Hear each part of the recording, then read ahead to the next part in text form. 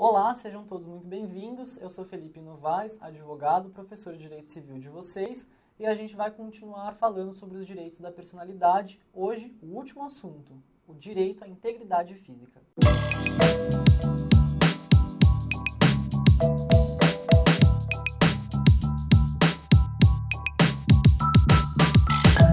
Bom, a gente entra então no último bloco de tutela, o último assunto aí que vai ser tutelado pelo Código Civil no âmbito dos direitos da personalidade, E aí a gente pode finalmente avançar para um outro assunto. Só uma pequena nota, sobre isso. Eu acho que é extremamente relevante a gente ter discutido tudo, porque esse bloco de direitos, ele vai ter uma consequência imensa sobre vários outros assuntos daqui para frente. Então, entendido bem esse assunto, você vai ter muito mais facilidade de compreender tantos outros. Então, eu acho que o tempo que a gente gastou foi bastante relevante para esse assunto.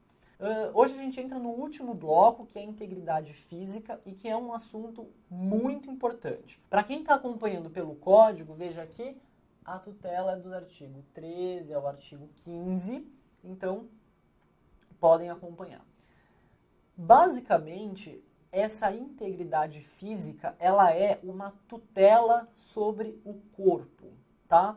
Prioritariamente, a gente tem que sempre entender isso, essa integridade física sobre o corpo dos indivíduos, das pessoas naturais. Na verdade, ela vai englobar alguns conceitos aqui. Então, de que ela é uma tutela de direitos sobre o corpo e que vai incidir sobre algumas hipóteses. Então, veja, a primeira é sobre o corpo, independentemente se o indivíduo está vivo ou se ele está morto. E ela também não vai dispor só sobre a integridade, mas também aos próprios indivíduos sobre a forma como eles vão poder dispor do próprio corpo.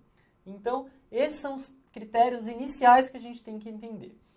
Por que o legislador vai tratar desse assunto dessa forma tão pormenorizada? E a gente vai ver que a legislação, não só no Código Civil, mas também a legislação extravagante a ele, vai tratar de tudo que envolver integridade física de uma forma bastante detalhada e bastante cuidadosa.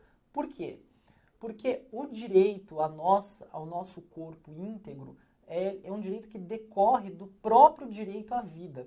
E veja, não há no ordenamento jurídico direito mais importante do que esse direito à vida. Ele é supremo, absoluto. Não existe sentido em se falar em qualquer outra tutela ou regulamentação de conduta, etc., se não há a vida.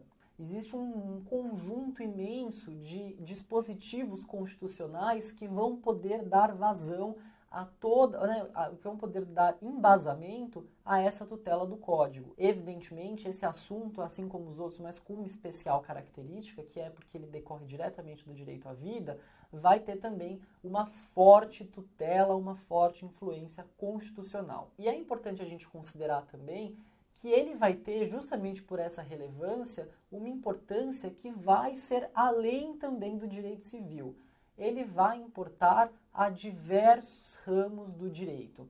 Então, quando a gente tem, por exemplo, um crime que tipifica a conduta ali de lesão corporal, Veja, aquilo é uma das formas que o ordenamento está dizendo para os cidadãos, para as pessoas. Olha, a integridade do corpo é uma relevante jurídica, é uma coisa extremamente importante para mim. Diversos aspectos, tanto do sistema constitucional, o sistema penal vai se importar muito, vão incidir sobre todos esses outros ramos do direito. Então, também merecem essa consideração.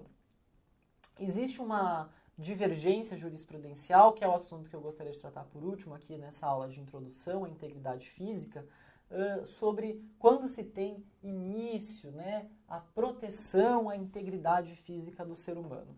Apesar de todo esse dissídio que existe na jurisprudência, a gente considera que a proteção ela vem desde a concepção. Então, tendo até como base tudo aquilo que a gente já falou até aqui, as proteções que a gente já citou expressamente que o ordenamento vai dar para o nascituro, para que ele nasça com vida, a gente já vê que o ordenamento acolheu isso há muito tempo, desde a concepção. Então, a mulher gestante tem direito de pleitear em face do pai, por exemplo, que que ele lhe preste tutela alimentar, para que, né, para quê? Para que aquele nascituro seja, né, nasça com vida e tenha plenas condições de se desenvolver, seja uma criança saudável, depois um adulto saudável.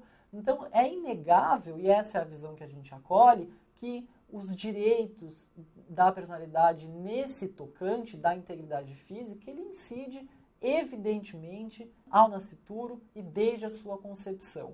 E essa é a maioria esmagadora da doutrina, então dificilmente você vai ter uma questão da FGV, uma questão no exame de ordem, que não acolha isso que a gente está falando. Ok? Bom, basicamente o objetivo dessa aula era fazer uma introdução ao estudo do direito da integridade física, né, nesse nosso último assunto. A gente vai entrar na próxima aula nos artigos em si, nas previsões normativas. A gente vai ver que o legislador, né, como eu tinha dito, ele realmente tratou desse assunto com bastante minúcia, então merece ali uma consideração também aqui pela aula de uma forma minuciosa, tá certo? Mais uma vez a gente pede para que vocês nos ajudem. O curso ele é gratuito, então a única contrapartidazinha que a gente pede é que você curta o vídeo, compartilhe, se inscreva no GTUSP. Isso faz bastante diferença para a gente. Muito obrigado pela sua atenção e a gente se vê na próxima aula.